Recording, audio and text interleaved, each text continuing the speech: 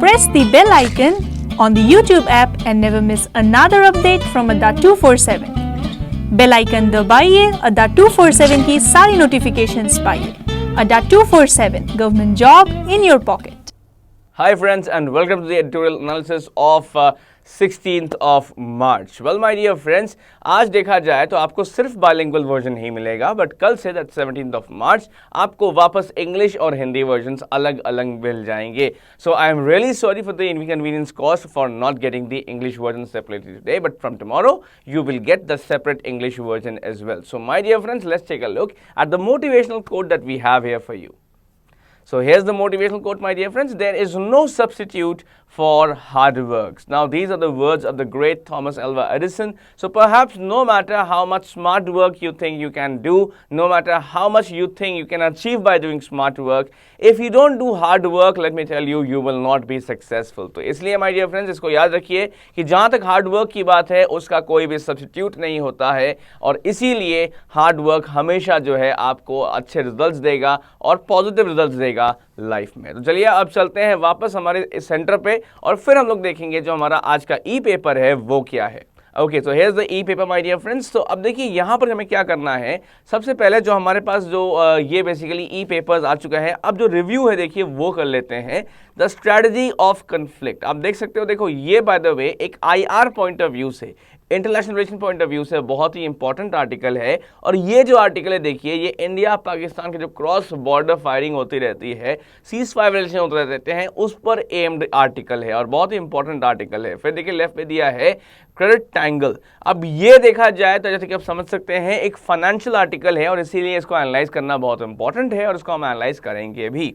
Now going downstairs over here, a pattern the BJP cannot ignore. So perhaps this is a political article, as you can see over here. All those of you who are students of political science or all those of you who are preparing for civil examinations, this is a pretty good article that you should analyze for sure. Then on left over here, Rexit and beyond. So let me just tell you, Rexit is actually the exit of Rex Tillerson, who was the former Secretary of State of United States of America, but he has been fired now. So perhaps Rexit and beyond. So what happens now after that he has been fired, or what are the mechanisms that took place and that because of which he got fired. So this contains all of that. So all those of you preparing for civil examinations, and especially IR point of view, it's a very important article, my dear friends. You should take a look at this for sure.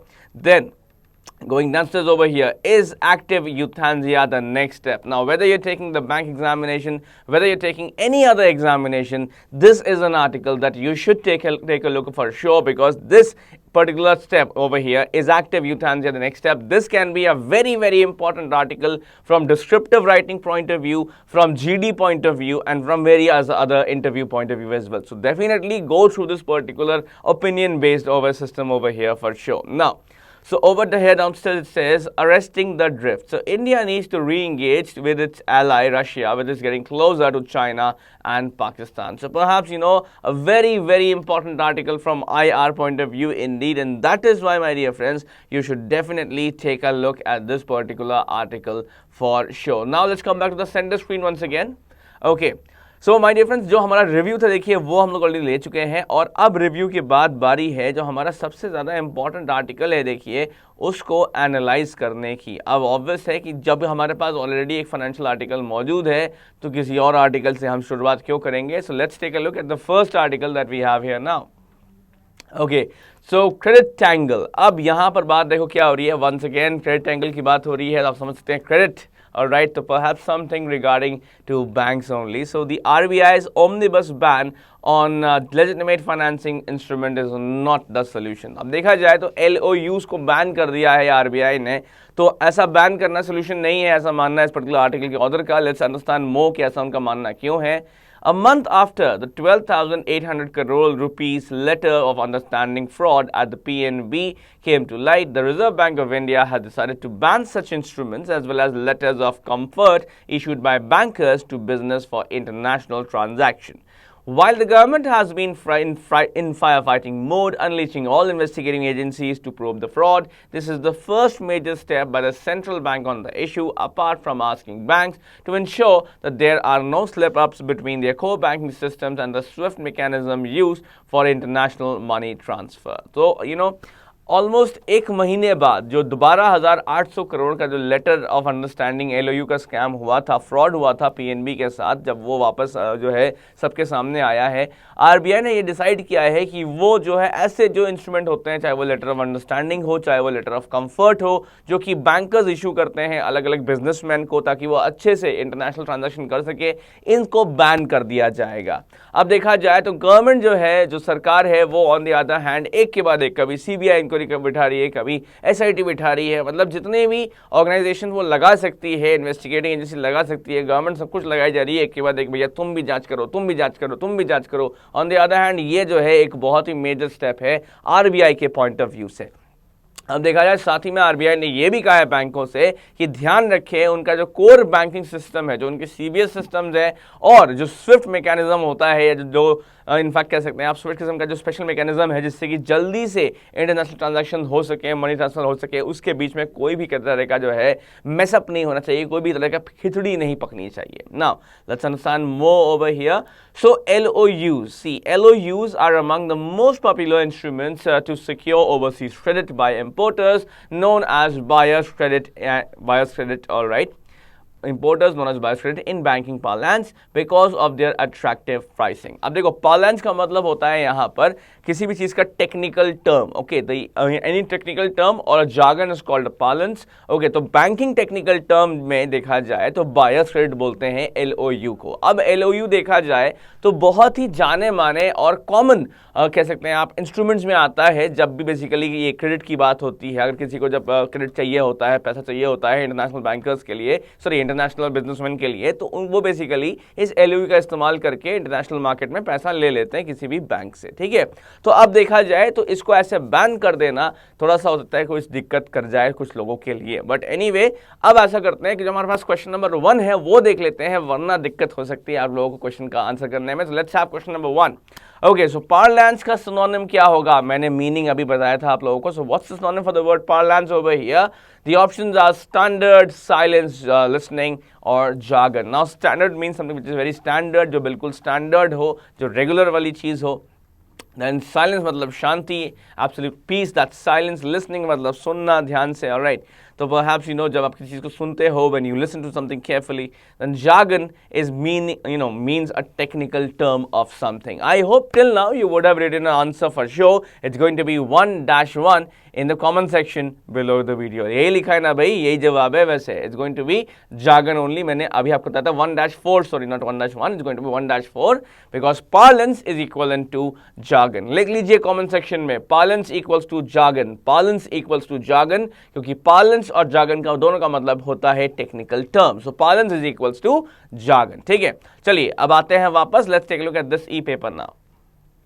Okay, now let's understand more over here, my dear friends। It is estimated that overall the bank finance for imports into India is around $140 billion, of which over 60% is funded through such buyer's credit।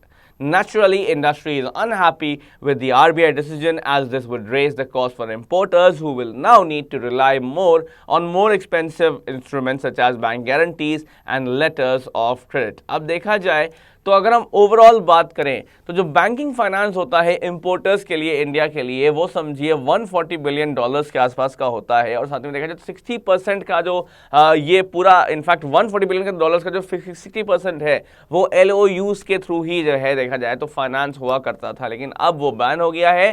तो obvious है जो industry है देखा जाए तो वो काफ़ी नाखुश है, काफ़ी वो इनफैक्ट मतलब अनहैप्पी है आरबीआई के इस डिसीजन से, क्योंकि अब होगा ये जो इंपोर्टर्स होंगे उनको ऑब्वियस जो कॉस्ट आराम से बैंक से वो मिल पा लेते थे, अब ऐसा नहीं होगा। अब उनका जो कॉस्ट होगा वो और बढ़ जाएगा। और अब देखा जाए तो उनको बैंक गारंटीज पे और लेटर्स ऑफ क्रेडिट पे जो है निर्भर रहना पड़ेगा।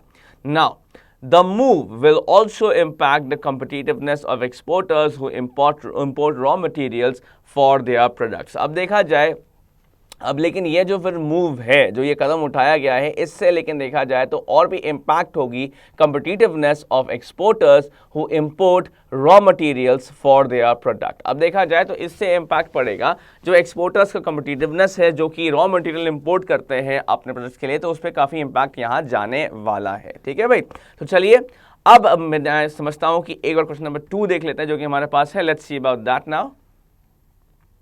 Okay, so which of the following is not true according to para 1? इनमें से कौन सा ऐसा है जो कि सत्य नहीं है पैरा 1 के हिसाब से? तो देखिए स्टेटमेंट ए है, the Reserve Bank of India has decided to ban such LOUs as well as the letters of comfort issued by bankers to businesses for international transactions. ये है आपका स्टेटमेंट ए। स्टेटमेंट बी देख लीजिए, ये है, RBI also asked banks to ensure that there are no slip-ups between their core banking systems and the SWIFT mechanisms used for international money transfers।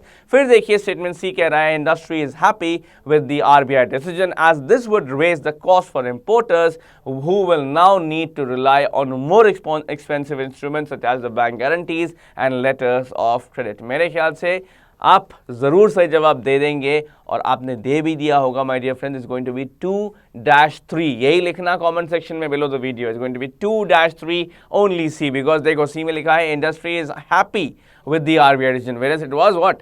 Industry is unhappy with RBI decision। ठीक है भाई, तो यहाँ पर happy ना होकर के unhappy होना चाहिए, बिकॉज आपका जो पैसेज है उसमें यही दिया हुआ था। चलिए अब वापस चलते हैं पैसेज पे और देख लेते हैं क्या दिया है अगला जो यहाँ पर पैराग्राफ है। Okay, so while the central bank had earlier blamed the delinquent behavior by one or more employees of the bank fraud and failure of internal controls of the PNB Nirav Modi fiasco, RBI Governor Urjit Patel has finally commented on the fraud.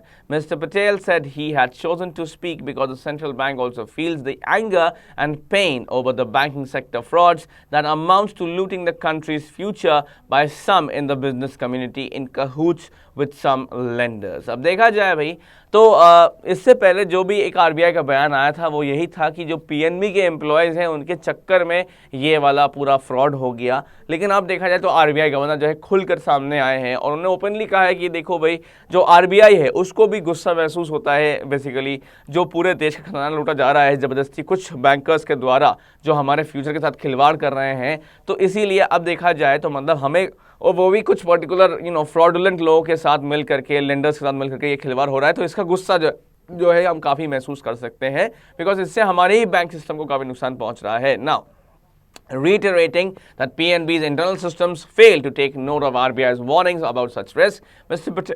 Patel took on severe criticism about the RBI's inability to detect fraud. He stressed that the RBI didn't have adequate powers to regulate public sector banks and it could not remove any of the directors or liquidate such a lender as it can in the case of private sector banks। अब देखा जाए भाई तो साथ ही में, लेकिन हाँ यहाँ उर्जित पटेल साहब ने वापस यही बोला कि ये PNB के जो इंटरनल सिस्टम है उसका फेलियर है और ऑब्वियस है कि, और इनफैक्ट बार बार RBI ने वार्न किया था इन सब चीज़ों के खिलाफ कि देखो ध्यान रखना, कोई भी तुम्हारे साथ ऐसा ना कर दे, कोई भी ऐसा फ्रॉड ना करते, लेकिन PNB ने इग्नोर कर दिया उन सब चीज़ों को। साथ ही में जब RBI से ये पूछा गया, RBI ने ये पूछा गया कि आप चलो क्या कर रहे थे, चलो हम मान लेते हैं PNB फॉल्ट पे है, PNB का आंखें बंद थी, लेकिन आप क्या कर रहे थे? आप तो भाई सेंट्रल बैंक में थे, मतलब सेंट्रल बैंक थे आप तो देश के।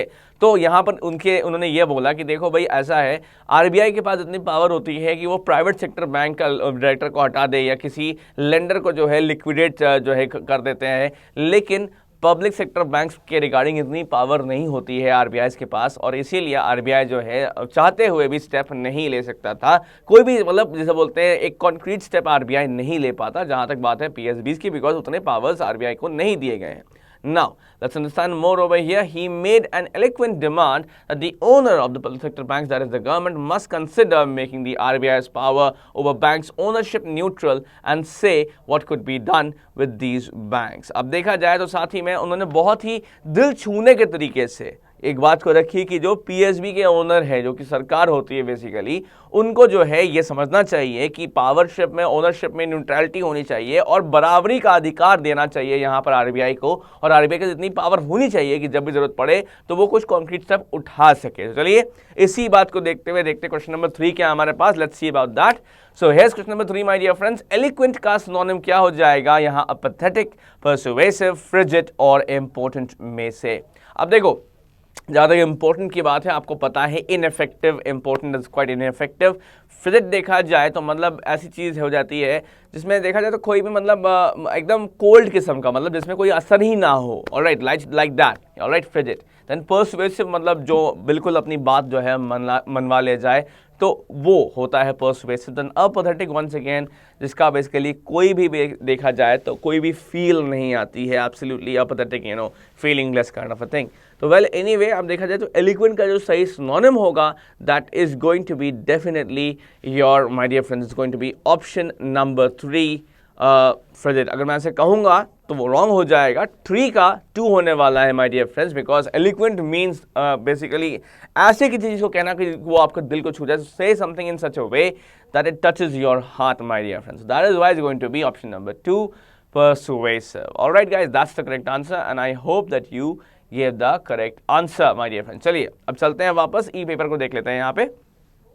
Now the RBI stance is valid as it is in discomfort with the knee-jerk reactions and the blame, as it's discomfort with the knee-jerk reactions and the blame game since the very fraud came to light. In the very same vein, the omnibus ban of LOU will impact the $85 billion buyer's credit market that was mostly conducted in accordance with the law of the land. तो perhaps देखा जाए तो RBI की जो stand है वो बिल्कुल valid है, क्योंकि देखा जाए तो वो ऑब्वियस है, जो नी जग जो झटके अचानक से जो है जितने रिएक्शन हो रहे हैं उससे काफ़ी जो है वो भी परेशान हो रहा है. साथ ही में जैसे ही फ्रॉड हुआ तो RBI पे जितना ब्लेम लग गया ना, उससे RBI भी ऑब्वियस है परेशान हुआ है. अब इसी साथ देखा जाए तो इसी सेम लय में देखा जाए तो उसने जो बैन किया है वैसे RBI ने LOUs का, उससे होगा ये तकरीबन $85 बिलियन के जो बायर क्रेडिट मार्केट है वो इफेक्ट हो जाएंगे. ओके, तो ये बहुत ही देखा जाए तो बड़ा वाला यहाँ पर आंकड़ा है. नाउ साथ में देखा जाए if an individual or some failed system of bank were indeed to blame, why should the bona fide transaction suffer. अब देखा जाए तो अगर किसी एक बंदे की वजह से या कुछ चंद एम्प्लॉयज़ की वजह से किसी बैंक में अगर देखा जाए तो उनकी वजह से गड़बड़ी हुई है, तो उसके लिए वो बोनाफाइड बंदा जो कि मतलब एकदम लीगल तरीके से हर काम कर रहा है, उसको क्यों LOU नहीं मिलेगा? क्योंकि बस बिकॉज ये तो वही बात हुई कि अगर जो है एक पर्टिकुलर उंगली में इन्फेक्शन हो गया तो पूरा हाथ ही काट दो. ठीक है, तो वही पॉइंट है यहाँ पर जो आपका जो ऑथर है वो बताना चाह रहा है आपको. नाउ अब हो सकता है क्या हो सकता था इसकी जगह, perhaps the RBI could have tightened the norms for LOUs and introduced safeguards based on the latest learnings. It is still not too late to do that. और देखा जाए एकदम सीधे बैन करने की जगह RBI अगर चाहता तो बस कुछ नियम जो है और टाइटन कर देता, और साथ ही में जिस तरह का अभी फ्रॉड देखने को आया है तो वहाँ जहाँ लूप होल्स मिले LOU में उन लूप होल्स को फिल कर देता.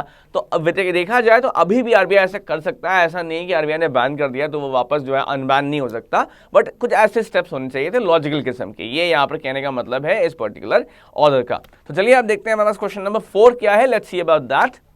Okay, so which of the following is true according to para? Now statement A says reiterating that PNB's internal systems failed to take note of RBI's warnings about such risk. All right.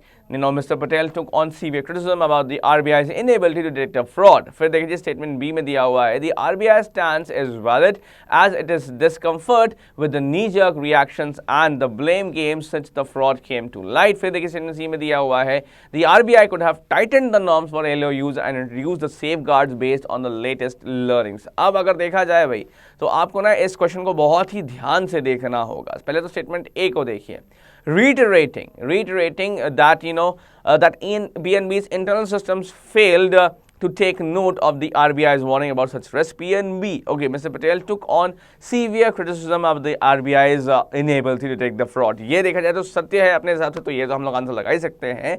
फिर देखिए statement B में दिया हुआ है, the RBI stance is valid as its discomfort with knee-jerk reactions and the blame since the fraud came to light. वैसे देखा जाए तो ये भी सही है, तो इसमें तो कोई दिक्कत नहीं है. फिर देखिए स्टेटमेंट सी में दिया हुआ है, the RBI could have tightened the norms for LOUs and introduced safeguards based on the latest learning. So देखा जाए गाइस ये भी सही है. जो करेक्ट आंसर होगा इस पर्टिकुलर बेसिकली आपके क्वेश्चन के लिए तो वो हो जाएगा ऑल स्टेटमेंट्स आर ट्रू. ठीक है, तो आपको आंसर ऐसा लिखना है फोर्थ वाले क्वेश्चन का, fourth dash all statements are true, और मैं उम्मीद करता हूं माय डियर कि आपने ऐसा ही लिखा होगा इसका आंसर. चलिए अब देखते हैं. देखो ये बात होगी जो पहला वाला आर्टिकल था, जो पहला फाइनेंशियल आर्टिकल था, बहुत इंपॉर्टेंट आर्टिकल है ये, आपके एग्जाम में आ सकता है पैसेज फॉर्म में किसी क्वेश्चन के, और मैं उम्मीद करता हूं ये आपको अच्छे समझ में आ गया होगा. अब चलते हैं, देखते हैं जो हमारे पास अगला आर्टिकल है आज के लिए. Now to seize and punish. So taking on fugitive economic offenders. तो अब ये जो लोग जो है एक के बाद एक भागे जा रहे हैं, तो कैसे क्या किया जाए, इनसे कैसे सलूक किया जाए, इनको कैसे डील किया जाए, उसके रिगार्डिंग देखा जाए तो एक बहुत ही बेहतरीन किस्म का रूल आ गया है, नियम आ गया है। और ये जो पर्टिकुलर आपका यहाँ पर आर्टिकल है, ये उसी नियम के रिगार्डिंग है यहाँ पर। Now let's understand more of this. So the Fugitive Economic Offenders Bill 2018, which was introduced in the Lok Sabha this week, aims to provide for measures to deter fugitive economic offenders from evading the process of law in India. It is a deterrent for those offenders who continue to stay outside the jurisdiction of Indian courts. अब देखा जाए भाई तो हाल ही में fugitive economic offenders bill 2018 पास हुआ है, जो कि जो है देखा जाए तो इस लोकसभा में इसी वीक जो है इंट्रोड्यूस हुआ है। और इसका एम मेनली यही है कि वो लोग जो पैसा लेके भाग रहे हैं, फिर वाले वो नीरव मोदी हो, भले ही वो देखा जाए विजय माल्या हो, तो ऐसे लोगों के साथ कैसे डील करना है ये देखा जाए तो यहाँ पर इसमें बनाया जाएगा। साथ ही में देखा जाए तो ये एक डिटरेंट की तरह काम करेगा उन लोगों के लिए जो कि लगातार इंडिया से बच कर बाहर घूमते रहते हैं, इंडियन कोर्ट्स के दायरे से बच के। Now the larger objective of the proposed legislation is to preserve the sanctity of the rule of law. तो मेनली जो इसका ऑब्जेक्टिव है वो यही है कि कोई भी इस देश के नियमों के साथ खिलवाड़ ना करे और हर कोई जो है जो रूल ऑफ लॉ है उसके हिसाब से उसकी प्योरिटी को मेंटेन करते हुए काम करे। Now so in its statement of objectives and reasons, the government refers to the several instances of economic offenders fleeing the jurisdiction of Indian courts, anticipating the commencement of criminal proceedings or sometimes during the pendency of such proceedings. अब देखा जाए भाई तो अपना जो statement दिया था यहाँ पर, ऑब्जेक्टिव जो दिया था और रीज़न जो दिया था, तो सरकार ने देखा जाए तो रेफर किया है, सरकार जो है बहुत सारे जो ये बेसिकली इकोनॉमिक ऑफेंडर वाले केसेस हुए हैं, ऑब्वियस है अब कह सकते हो मल्टीपल केसेस तो हो ही रखे हैं, ठीक है। तो इनको जो ये एक के बाद एक जो है भागे जा रहे हैं, तो इस चीज़ों को इसका एग्जांपल देते हुए सरकार ने इस पर्टिकुलर लॉ को यहाँ पास कराया। Now fugitive business persons Vijay Mallya and Nirav Modi have resisted the jurisdictions of Indian court. अब देखा जाए तो वो होता है ना कि बेसिकली द पर्सन है जो गिल्टी है उसको तो हमेशा नियम में दिक्कत दिखेगी ही, तो इसलिए देखा जाए तो ये जो भगौड़े बिजनेसमैन हैं विजय माल्या और नीरव मोदी, इनको जो है दिक्कत हो रही है यहाँ पर इंडियन कोर्ट के इस पर्टिकुलर नियम को देखते हुए, जो कि इंडियन मतलब बेसिकली इस नियम को देखते हुए जो कि कुछ दिनों के बाद लॉ भी बन जाएगा। चलिए अब देखते हैं यहाँ पर, लेट्स सी हमारे पास अगला क्वेश्चन क्या है, जो कि एक वोकैब बेस्ड क्वेश्चन होगा। आई am pretty sure about that, let's see about that. तो सैंक्टिटी का यहाँ एंटोनिम क्या हो जाएगा, आपको मुझे ये बताना है। ऑप्शन आपके पास है प्योरिटी, डिविनिटी, इम्प्योरिटी और सेक्रेडनेस। अब देखो देखा जाए तो जो आपका प्योरिटी है इसका मतलब होता है शुद्धता, डिविनिटी मतलब देखिए क्या मतलब जो बेसिकली ईश्वर वाली बात होती है, ईश्वर वाले एकदम देखा जाए तो एकदम प्योरिटी इन हार्ट, एकदम godly purity in heart. Impurity मतलब अशुद्धता, ठीक है। और सेक्रेडनेस वंस अगेन मतलब जो डिविनिटी के जैसा हो, एकदम ईश्वरी, एकदम या व्हाट से ईश्वर के जैसे कि कोई जब ईश्वर को याद करता है तो एकदम शुद्ध मन से याद करता है, तो वही sacredness, absolute pureness. Alright, purity. So perhaps, my dear friends, the correct antonym over here for the word sanctity is going to be option number 3, impurity. और मैं उम्मीद करता हूं कि आप लोगों ने कमेंट सेक्शन में यही लिखा होगा 5-3 impurity, because sanctity equals to impurity. My dear friends, इसको लिख लो कमेंट सेक्शन में, sanctity is equals to impurity, ताकि आप लोगों को अच्छे से याद भी हो जाए ये। चलिए अब आते हैं वापस आर्टिकल पे, आगे देखते हैं। Now, the absence of such offenders from Indian courts has several deleterious consequences, such as obstructing investigations in criminal cases and wasting the time of court. तो obvious है जब ये लोग बार बार भाग जाते हैं देश से तो उसमें बहुत सारे नुकसान होता है। प्लस एक तो देखा जाए तो ढंग से इन्वेस्टिगेशन होने में जो है काफ़ी टाइम लग जाता है, साथ ही में जो कोर्ट्स होते हैं ज़बरदस्ती उनका टाइम वेस्ट हो जाता है यहाँ पर, बिकॉज जो आरोपी है वो तो कोर्ट में आ ही नहीं रहा है, तो ऑब्वियसली उनका टाइम ज़बरदस्ती वेस्ट होता रहेगा।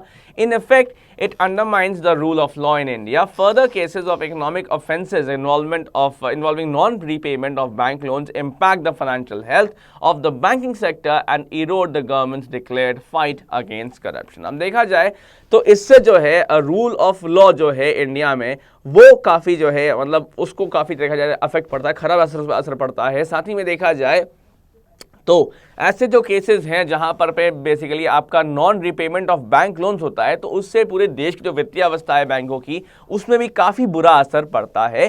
और ऑब्वियस है कि जो सरकार का एक फाइट अगेंस्ट करप्शन का मैसेज है वो भी उल्टा पड़ जाता है। तो देखा जाए तो मतलब यहाँ बहुत सारी इंपॉर्टेंट चीजें हैं जो कि आपके समझने वाली हैं, और मैं उम्मीद करता हूँ ये जो आर्टिकल यहाँ पर दिया हुआ है जिसका नाम है टू सीज एंड पनिश, इसके रिगार्डिंग आपको अच्छे से जानकारी हुई होगी। इसको बाकी का जो है आप खुद भी पढ़ के समझेंगे तो भी आपको काफी हेल्प मिलेगी। अभी हम लोग देख लेते हैं, हमारे पास पैराजम्बल है आप लोगों के लिए, let's see about that. Okay, तो देखो ये रहा आपके सामने जो पैराजम्बल दिया हुआ है, economic offenders from evading the process of law in India, it is a statement B है the fugitive economic offenders bill 2018 which was introduced. फिर देखिए स्टेटमेंट सी दिया है, deterrent for those offenders who continue to stay outside the jurisdiction. Statement D देखो दिया हुआ है, legislation is to preserve the sanctity of the rule of law. E देखो दिया हुआ है, in the Lok Sabha this week aims to provide for the measures to deter fugitive. फिर देखिए एफ में दिया है, of Indian courts the larger objective of the propose. देखिए ये आपके सामने 6 सेंटेंसर है and I am pretty sure कि इसको पॉज करके आप इसको अरेंज कर लेंगे, तो अरेंज कीजिए इसे। ओके, मैं उम्मीद करता हूं आपने पॉज किया था वीडियो को। चलिए अब आगे देखते हैं कि क्या सही जवाब है यहां पर। Let's see next slide. Okay, तो देखिए ये रहा जो नेक्स्ट स्लाइड है आपके सामने आ चुका है, इट्स BEACFD, ठीक है, यानी कि यहाँ पे स्टार्ट होगा the fugitive economic offenders bill 2018 which was introduce से लेकर और जो सबसे लास्ट इसका रहेगा वो होगा legislation is to preserve the sanctity of the rule of law. तो मैं उम्मीद करता हूँ गाइस कि आप लोगों ने ये जरूर बना लिया होगा। बहुत ही सिंपल देखो पैराजम्बल है, जो भी आपका पैराजम्बल का ऑर्डर होगा, चाहे ये हो चाहे कुछ और भी हो, आप लिखो comment section below the video, ताकि हम देखें तो आप लोग क्या क्या बना पा रहे हो, कितना बना पा रहे हो। ठीक है, चलो अब आगे देखते हैं। Let's see the next one over here. Okay, देखो 7 और 8 दो ग्रामर बेस्ड सवाल भी आपके सामने आ चुके हैं। क्वेश्चन नंबर 7 है, इन दोनों में देखो कोई ना कोई गलती है, आपको वो निकालना होगा। नंबर 7 देखिए, fugitive business person Vijay Mallya and Nirav Modi have resisted the jurisdiction of Indian courts, no error. तो बताओ भाई, पॉज कर लो, बताओ गलती क्या है यहां पर 7 में। जो गलती है देखिए वो है फ्यूजिटिव बिजनेस पर्सन्स होना चाहिए, because Vijay Mallya and Nirav Modi दो लोगों की बात हो रही है, तो बिजनेस पर्सन्स होना चाहिए। ओके, अब नंबर 8 में देखो, further cases of economic offences involving non repayment of bank loans impact, alright, impact the financial health of the banking sector and erodes the government's declared fight against corruption। अब यहां पर देखा जाए तो cases of economic offences है, ठीक है, तो यहां पर मल्टीपल केसेस है, राइट। तो non repayment of bank loans, alright, यहां पर मल्टीपल केसेस प्लूरल की बात हो रही है, तो ध्यान रखो, बताओ एरर क्या है। ओके, अब देखो मल्टीपल केसेस की बात हो रही है, तो वहां पर फिर देखो ऑब्वियस है इसका मतलब क्या हो जाएगा, जो आपका यहां पर वर्ब लगेगा वो उसी हिसाब से प्लूरल लगेगा। अब देखो इम्पैक्ट तो सही है अपनी जगह, लेकिन बाद में एंड इरोड होना चाहिए, दैट्स द फंडा, ना कि इरोड होना चाहिए। ठीक है, तो पार्ट 3 में गलती है 8 के, तो 7 के फर्स्ट में गलती है और 8 के थर्ड में गलती है। So guys that was all. अब हम लोग आ सकते हैं वापस सेंटर स्क्रीन पर। सो that was all in today's Hindu editorial analysis of 16th of March. मैं उम्मीद करता हूं कि आप लोग को एडिटोरियल एनालिसिस पसंद आया होगा, जरूर लाइक करिएगा अगर पसंद आया होगा, और साथ ही में कमेंट में आप हमको बताइए कि आप और क्या इंप्रूवमेंट चाहते हैं इस पर्टिकुलर शो में। साथ ही में शेयर भी करिए अपने फ्रेंड्स के साथ, because sharing is caring. So that was all from me, Saurabh Dey, in this editorial analysis. I am gonna meet you again tomorrow. Till then, peace out. Press the bell icon on the YouTube app and never miss another update from Adda 247। Bell icon दबाइए, अड्डा 247 की सारी notifications पाइए। Adda 247, government job in your pocket.